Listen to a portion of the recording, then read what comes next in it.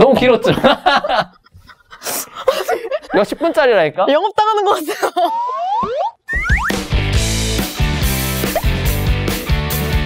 이제 본격적으로 공부법에 대한 질문을 해볼 텐데요. 그러면 서울대 가기 위해 이렇게까지 공부했다 뭐 이런 게 있을 거 아니에요. 공부를 얼만큼 해야 할까요? 일단 양적으로 물어본다고 하면은 자기 인생에서 최선을 다해야겠죠. 흔히 하는 그런 얘기가 아닌 게 뭐냐면요. 고등학교 때 여러분들이 만약에 1시간을 공부를 더 집중해서 하면은 나중에 10시간을 더 공부를 해도 이 사람을 따라잡을 수가 없어요. 요즘 여러분들 그런 거 많이 느끼죠? 어렸을 때 미국에서 살다 가지고 영어 잘하는 애 내가 지금 막 한 달 내내 영어학원 다녀도 못 따라잡잖아요. 그런 거랑 마찬가지예요. 그래서 고등학교 때 여러분들이 잘해놓으면 대학교 가서 여러분들이 진짜 고생할 수 있는 그 수많은 시간을 압축적으로 아껴줄 수 있어요. 그래서 고등학교 때 저는 진짜 최선을 다했어요. 제 모든 시간은 그냥 다 공부했던 것 같아요. 밥 먹는 시간과 잠자는 시간을 제외하고는요. 얼만큼? 하루에 보통 몇 시간? 저희 같은 경우에는 약간 이런 게 유행을 했어요. 초시계를 켜놓고 하루에 몇 시간 공부하는 초 단위로 이렇게 기록하는 그런 게 있는데 보통 한 진짜 많이 했다 한 날은 한 16시간 정도까지 공부했던 것 같아요. 그게 어떻게 돼요? 그게 가능해요? 진짜 이거예요. 학기 중에는 안 돼요. 방학 때나 이런 때 집에서 자고 일어나서는 그냥 계속 공부하고 공부하다가 어디 나가서 사 먹고 수다 떨고 이런 게 아니라 그냥 공부하다가 그냥 뭐 부모님이 차려주는 거 그냥 그런 거 먹고 그러니까 부모님 도움이 컸죠, 솔직히. 갑자기? 진짜 갑자기? 솔직히 하루에 24시간 중에 16시간 하는 건 조금 어렵다고 그쵸. 생각을 하거든요. 그러면 되게 시간이 엄청 없을 수밖에 없잖아요. 16시간만큼 못하니까. 네. 그러면 조금의 시간을 가지고 16시간만큼의 공부를 할 수 있는 방법이 있을까요? 일단 제가 두 가지로 말씀드릴게요. 여러분들이 공부를 12시간밖에 못하면 그 12시간밖에 못하는 거를 16시간으로 늘리는 방법도 있고요. 12시간 이내에서 그걸 최대한 효율적으로 쓰는 방법도 있어요. 근데 일단은 12시간을 최대한 효율적으로 짧은 시간을 효율적으로 쓰는 것부터 말씀드릴게요. 여러분들이 해야 되는 공부는 다 똑같은 공부고 다 그냥 하얀 종이에 까만 글씨를 이렇게 써 있는 걸 읽는다고 생각을 하겠지만 그게 아니에요. 여러분들이 하는 공부는 다 특성이 달라요. 영어 다르고 언어 그치. 다르고 수학 다르고 과학 달라요. 그런데 그 과목마다 어떤 식으로 얼마만큼의 시간을 넣어야 되는지 내가 집중이 얼마만큼 잘 되는지 이걸 따라서 내 하루 내에서 최적의 시간을 투자해야 되거든요. 마찬가지예요. 공부가 다르듯이 하루도 24시간이 1시간, 2시간, 3시간, 4시간이 다 똑같은 게 아니에요. 우리가 일어나자마자 아침에 밥 먹기 전에 시간이 다르고 그 다음에 점심과 아침 사이의 시간이 다르고 만약에 학교를 다니고 있다? 그러면 점심시간이 다르고 가습시간이 다르고 쉬는 시간에 할 수 있는 그 집중도와 그 시간이 나한테 주는 그 자원이 달라요. 그쵸. 그래서 하나만 예를 들어줄게요. 우리가 영어 단어를 외운다고 해요. 그럼 영어 단어 같은 거는 제가 영어 단어를 1개, 2개, 3개, 4개 외우고 있다가 친구가 갑자기 야 매점 가자 이러면은 그때 끊어도 제가 외운 이 4개는 남는 거예요. 그쵸. 근데 수학 문제 생각해보세요. 수학 문제가 전체 10줄을 풀어서 풀리는 문제인데 내가 1줄, 2줄, 3줄 푸는데 친구가 갑자기 야 매점 가자 하면은 그 수학 문제 날아가는 거예요. 그 다음에 내가 딱 왔을 때 5줄 때부터 공부 시작할 수 있을 것 같아요? 아니에요.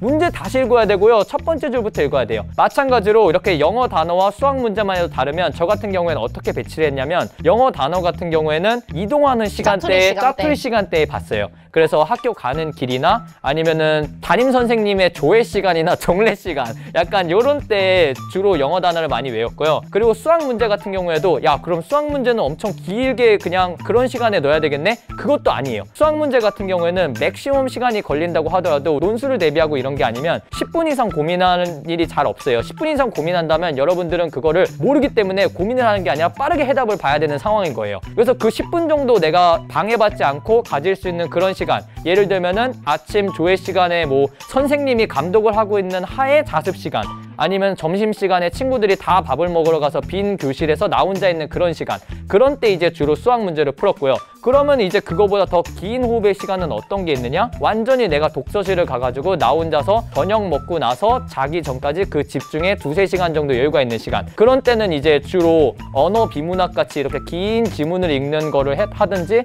아니면 수학 모의고사 같은 그런 시간 재고 푸는 그런 공부들을 배치를 해서 했죠. 그래서 제가 요약해서 말씀드리고 싶은 거는 여러분들이 집중이 잘 되는 여러분의 능력과 그리고 하루 이내에서 그 시간들이 가진 특성과 그다음에 여러분들이 해야 되는 그 공부의 특성, 이 세 가지를 각자 잘 조합해서 최적의 시간에 최적의 공부를 최상의 컨디션으로 끼워 넣어야 됩니다.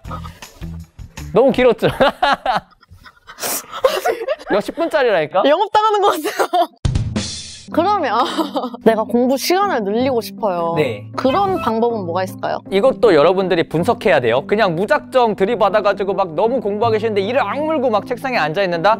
그거 며칠 못 가요. 여러분 그런 식으로 했다 몸 다 망가지고 공부가 아예 싫어져서 영원히 공부 쳐다보기도 싫어질 거예요. 맞아. 아침 6시부터 새벽 2시까지 계획을 짜. 그러면 안 돼. 근데 여러분들 생각해봐요. 게임 생각해보세요. 게임도 똑같아요. 여러분들 책상에 앉아있고요. 뭔가에 집중해서 보는 거예요. 근데 여러분들 게임 10시간, 12시간 넘게 하는 친구들, 밤새 하는 친구들 있죠? 체력의 문제가 아니라는 거예요. 아, 그치.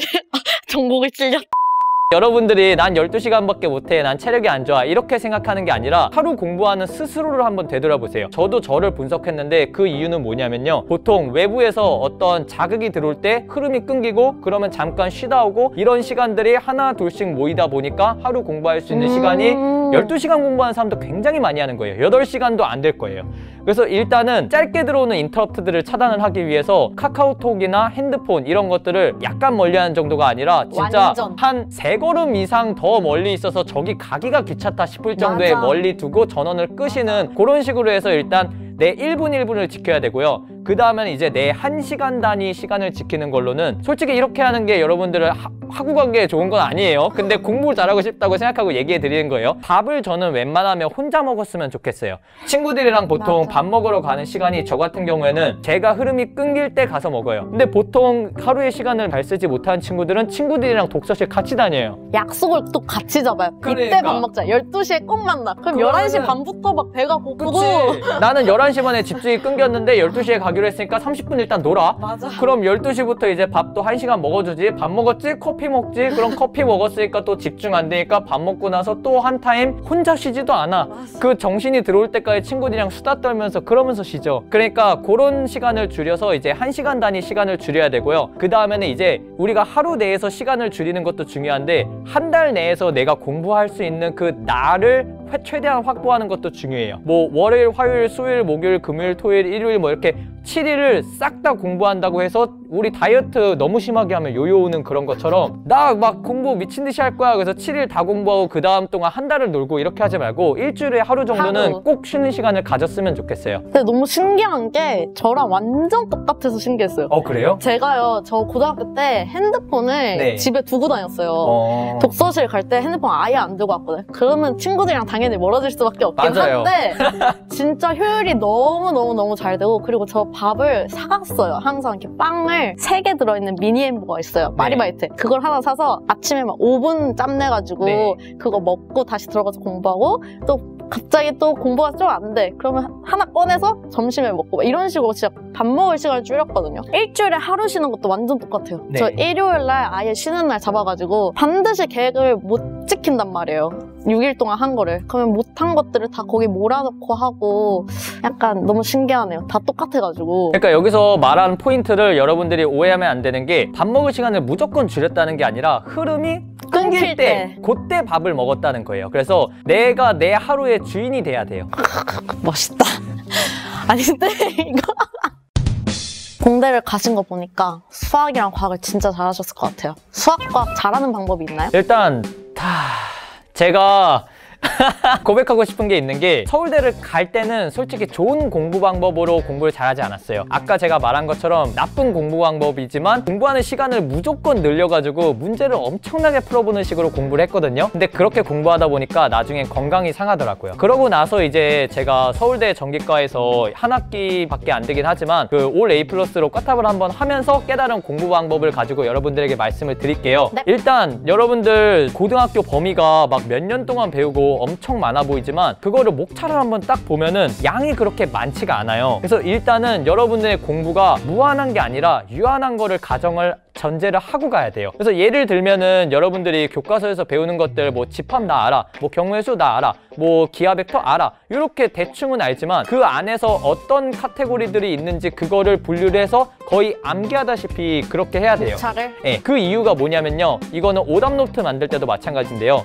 여러분들이 결국 오답 노트를 만드는 이유는 그 문제를 다시 틀리지 않기 위한 건데, 여러분들이 초등학교 때부터 지금까지 틀렸던 모든 문제를 다 하면은 뭐 10,000개도 넘을 거 아니에요. 그 모든 걸 다 못 외워요. 그래서 그것들을 오답 노트들도 틀린 부분들이 다 이제 뭐 계산 실수 이런 것도 물론 해야 되고, 그런 것들을 이제 유형별로 나눠서 그 목차 안에다가 이렇게 넣기 위해서 우리가 목차를 거의 외우고 있어야 돼요. 그러면 이거의 장점이 뭐냐면, 제가 고등학교 때 했던 그런 무작정 때려넣는 공부 방법은 끝이 없고요. 진짜 막 수백만 문제를 풀어도 그 문제가 수능에 안 나오면 못 푸는 거고 나오면 푸는 거고요. 그 다음에 실수를 했을 때 실수에 대해서 아 이거는 나 실수야 이러고 재발 방지 대책을 세우질 않아요. 근데 제가 아까 말씀드린 대로 목차를 그런 식으로 나누면요, 내가 실수를 해도 실수하는 포인트들이 그 목차 안에서 어떤 단원에서는 이런 부분에서 주로 실수하고 어떤 단원에서는 이런 부분에서 실수한다, 이런 게 유형이 정리가 쉽게 돼요. 맞아. 그러면은 내가 나중에 시험 보러 들어가기 전에 그 정리한 그 실수 대비 방지 그 목차별로 유형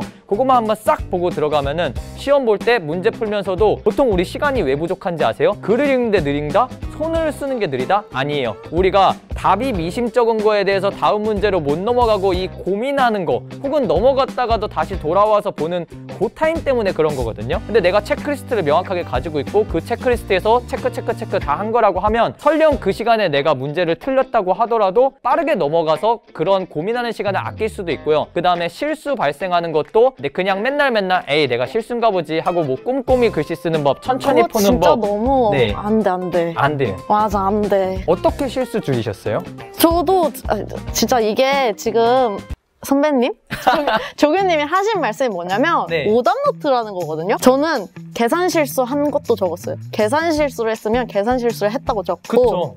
내가 이 문제를 끝까지 안 읽어서 뭐 맞는 건지 틀린 건지 잘못 골랐다, 이런 거를 다 하나하나 적었어요. 저도 목차별로. 그쵸. 그러면 그 시험 보기 직전에 그것만 읽어요. 그럼 틀린 이유만 읽으면 내가 계산 실수를 하는구나. 그러면 시험 볼 때 계산 실수를 안 해요. 이럴 때 문제를 제대로 안 읽는구나. 그럼 문제를 좀 더 꼼꼼히 읽게 되고, 약간 오답 노트의 중요성인 것 같아요, 이게. 그쵸. 그리고 오답 노트도 그냥 저는 막 1번부터 끝번까지 이렇게 쫙 하는 게 아니라 진짜 단원별로 목차별로 하는 게 좋은 게, 시험 문제 딱 보잖아요? 모르는 문제가 있어요. 그럼 보통 백지로 아무것도 못 쓰는 친구들이 많은데 그렇지 않게 돼요. 이게 적어도, 뭐구나. 네. 이게 어디서 나온 거구나. 이게 어디서 나온 내가 거다. 뭘 써야 되는구나. 그치. 그럼 내가 거기서 옛날에 내 나름대로의 목차들이 떠오르면서 내 실수했던 것들이 떠오르면서, 그럼 요렇게라도 한번 한 줄이라도 적어보자 라고 하면 그거부터 이제 슥슥슥슥 끝까지 풀리게 되는 경우가 굉장히 많아요. 그러니까 목차를 알면 좋은 점이, 우리가 목차별로 개념을 배우니까 이 목차에는 이런 개념이 나왔었지를 아니까 문제를 풀 때 이 개념을 이용해야겠다, 이런 생각이 좀 들어가지고 목차를 외우고 있는 거, 그리고 그 목차별로 어떤 유형이 있는지 그런 건 정리해두는 게 좀 좋은 것 같긴 합니다. 그래서 저는 학원 다니는 친구들이 이런 거 절대 못하는 게요, 학원 선생님들이 솔직히 막 공부 엄청 잘했을 것 같고 그렇잖아요. 아니에요. 이거 학원 선생님들을 제가 좀 이렇게 비하하는 거는 아닌데요, 진짜 대학교에서 수석하고 지금 막 졸업해서 석사 박사하고 막 진짜 현업에서 막 잘 나가고 이런 친구들은, 그렇게 공부에 통달한 친구들은 오히려 학원 선생님 하는 경우가 적어요. 그래서 진짜 그런 친구들은 저희가 말한 식으로 이런 식으로 공부하지, 학원에서 가르치는 것처럼 여러분들에게 양으로 때려봤거나 아니면 기출문제를 막 외우게 시키거나 이런 식으로 공부하지 않았어요. 소신 발언이다. 내 채널 아니니까.